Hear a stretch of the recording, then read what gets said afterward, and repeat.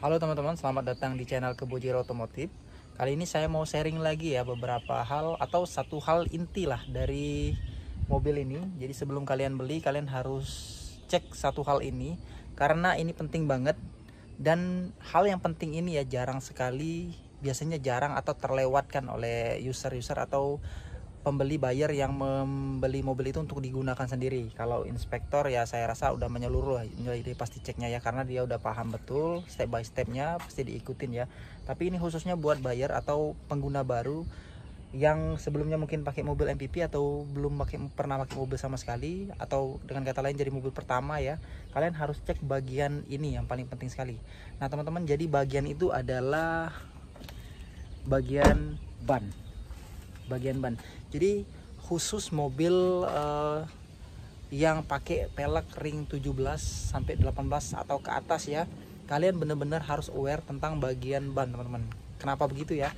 Karena biasanya orang-orang itu beli mobil ya itu cek-cek bagian yang saya sebutkan tadi ya. Nah kalau mobilnya ring 15 ya masih oke lah ya, ring 15 atau ring 14. Tapi kalau ring 18 itu penting banget. Kenapa begitu? Karena ya yang pertama, ini saya kasih lihat dulu ban mobil Pajero Sport itu ya, untuk ring 18 ya, ini udah ring 18. Aslinya mobil ini sebenarnya pakai pelek ring 17, tapi karena ini udah di upgrade pakai yang punya Dakar all new ANPS ya, all new Pajero Sport, jadi dia untuk bannya itu udah pakai pelek ring 18. Nah kenapa ini penting ya, yang sempat juga sebenarnya agak saya sepelekan pada saat itu, karena ban mobil Pajero Sport untuk yang generasi yang untuk model kayak gini ya, yang ANPS kayak gini ya, mau 17 mau 18, itu otomatis harga bannya itu mahal teman-teman. Beda sama mobil dengan ban yang ring 15 atau 14 ya, dan harganya itu nggak nanggung, nggak ngotak ya. Contohnya yang saya miliki sekarang ya, ini pelek ring 18 punyanya ANPS. Pelek ban bawahnya itu Bridgestone Dweller ya, profilnya 265 60 R18. Nah dimana harga ban itu ya barunya itu di angka 2.300.000-an teman-teman untuk satu biji. Nah bayangkan kalau kalian dapat mobil yang bannya itu empat-empatnya itu harus diganti atau udah rusak atau bisa dikategorikan nggak layak pakai ya, kalian kalikan aja 4, berarti kalian harus spare uang 9 juta ya, 9 juta kurang lebih ya untuk 4 buah ban itu. Nah dan harga di angka 9 jutaan itu ya, itu adalah PR yang benar-benar besar menurut saya untuk kategori mobil bekas. Jadi hanya ban aja kalian harus keluarin uang segitu. Nah yang pertama ya. Yang kedua, ban mobil ini berpengaruh sekali untuk handling, kenyamanan berkendara, serta stabilitas dari berkendara.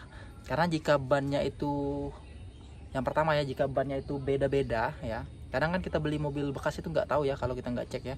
Kadang orang beli yang second bannya atau bannya satunya pecah, dia ganti yang lain ya, terus beli yang baru. Nah kalian harus cek bener-bener ban itu apakah bannya itu berbeda dari segi ketebalan, dari segi merek, dan juga tipe. Karena ban itu ada beberapa tipe ya.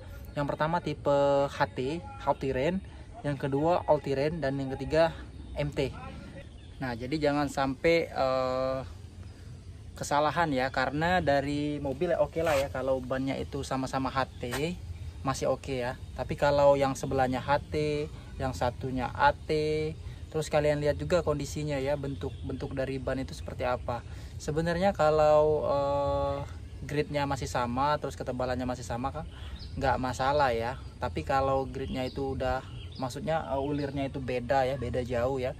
AT kan biasanya agak lebih keker ya, agak lebih jarang-jarang jarak-jarak space-nya, sisi-sisinya itu, kisi-kisinya dibandingkan dengan HT.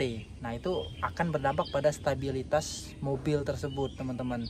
Jadi ban itu benar-benar mempengaruhi ya. Akhirnya kalau kalian bawanya jalannya itu nggak stabil, otomatis bawanya nggak enak dan juga berbahaya ya. Apalagi mobil ini sebenarnya dia pakai ban standarnya yang sama aja dia udah limbung ya, apalagi pakai ban yang beda-beda antara kanan dan kiri ya Pak. Bahkan misal empat-empatnya juga beda, ulirnya juga beda ya, pasti bermasalah ya. Tapi jarang sih dapat yang seperti itu, biasanya hampir mirip-mirip aja bannya, walaupun kadang beda-beda brand tapi ulirnya itu mirip-mirip aja. Kalau Pajero Sportnya hampir mirip seperti ini.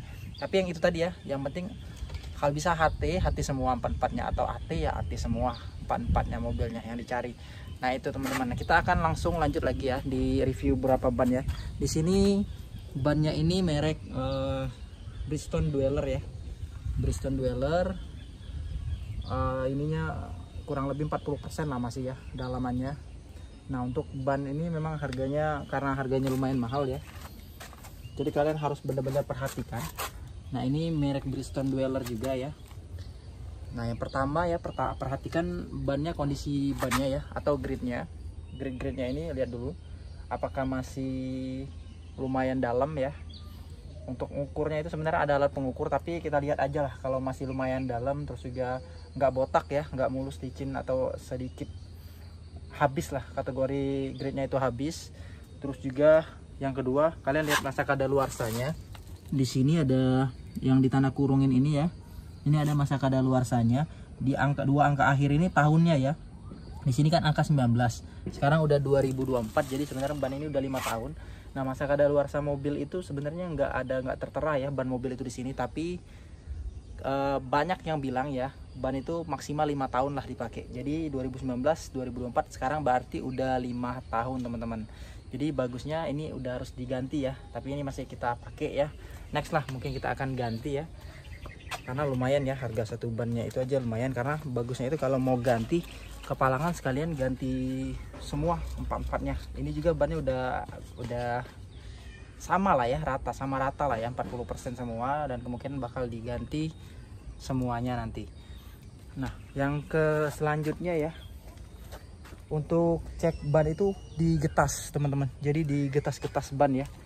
Jadi ini ada contoh nih. Kenapa ban ini udah harus diganti, udah mulai getas-getas ya. Nah nanti step selanjutnya kita akan ganti ban ya, ban yang getas-getas ini ya. Nah ini untuk teman-teman ya, jadi ada solusi juga buat kalian yang mobil mungkin berat ya, buat beli satu bannya itu harga 2 juta ke atas. Kalian bisa beli ban bekas ya. Beruntung kalian bisa dapat ban bekas yang kondisinya masih 80%, terus harganya yang murah ya. Jadi karena mobil ini bannya mahal ya, banyak sekali pedagang itu sekarang yang memanfaatkan peluang mencari ban mobil bekas. Terutama orang-orang yang baru beli mobil terus dia ganti ban mobilnya, ganti pelek kayak satu set ya, mau divariasiin mobilnya. Jadi biasanya bannya itu langsung ditukar tambah aja ke bengkel-bengkel, atau malah ditinggalin aja ya ke bengkel-bengkel ban mobil atau pelek mobil tersebut, yang dimana ban mobilnya itu bisa dijual lagi teman-teman, bisa dijual lagi. Dan disinilah peluang pedagang ban mobil bekas untuk jual ban tersebut. Jadi biasanya harganya itu di angka 500.000 teman-teman satu ban. Jadi hampir banyak ya kurangnya ya, hanya 25%-nya lah kita beli dari ban barunya. 20-25% dapat ban yang masih bagus, dan itu perlu hunting dan perlu keberuntungan buat cari ban-ban seperti ini. Karena memang mobil ini karena bannya mahal, jadi peluang untuk pedagang ban mobil bekas buat cari mobil ini juga, buat cari ban kayak gini juga gede ya. Jadi banyak orang yang jual ban bekasnya. Kalian bisa cari-cari langsung di toko-toko ban atau toko-toko pelek ya, biasanya mereka punya. Kalau di kota-kota besar rata-rata ada. Nah itu tadi teman-teman ya. Jadi jangan pernah lupa bahwa mobil ini, beli mobil itu jangan hanya pikir dari segi gedenya aja, gagahnya aja. Jadi kalian harus perhatikan juga, harus tahu lah minimal part-part mobil tersebut harganya berapa, terus ketersediaannya seperti apa. Contohnya di bagian ban yang memang jarang banget dilihat orang ya, orang banyak lebih lihat ke mesin, bodi sama transmisi ya, karena itu harganya mahal memang ya kalau transmisi buat servis-servis. Tapi ini nggak kalah mahal juga. Kalau dapat 4 bannya jelek semua ya, kita nggak bisa kemana-mana, nggak bisa jalan jauh, nggak bisa jalan keluar kota, hanya jalan di dalam kota aja ya. Buat apa mobil seperti ini? Sedangkan untuk saya peruntukannya mobil ini malah buat keluar kota, buat ke mudik ya, jalan-jalan. Kebetulan daerah dusun saya itu jelek, jalan-jalannya kemungkinan ketemu jalan yang berlobang, atau jalannya ada tanjakan-tanjakan yang memang tajam ya. Jadi mobil ini berasa lebih aman, serta dia punya 3 baris dan juga torsi yang lumayan gede. Nah itu aja teman-teman ya sharing saya tentang mobil ini. Jadi jangan lupa kalian harus mulai sekarang, kalian harus cek dari segi mobilnya itu, dari segi bodi, terus juga transmisi, sama ke mesin, serta kaki-kaki dan juga bannya sekarang ya. Oke, semoga info ini bermanfaat, dan buat kalian yang masih cari-cari mobil ini dan hunting-hunting berburu, terapkan yang tadi ya. Kalau ada yang mungkin ada yang mau diterapkan lagi, udah pengalaman di sini, kalian bisa sharing di bawah ya, biar kita sama-sama bisa baca, subscriber juga bisa baca. Jadi biar dapat mobil yang bener-bener bagus, yang cocok dan sesuai dengan keinginan Anda. See you teman-teman.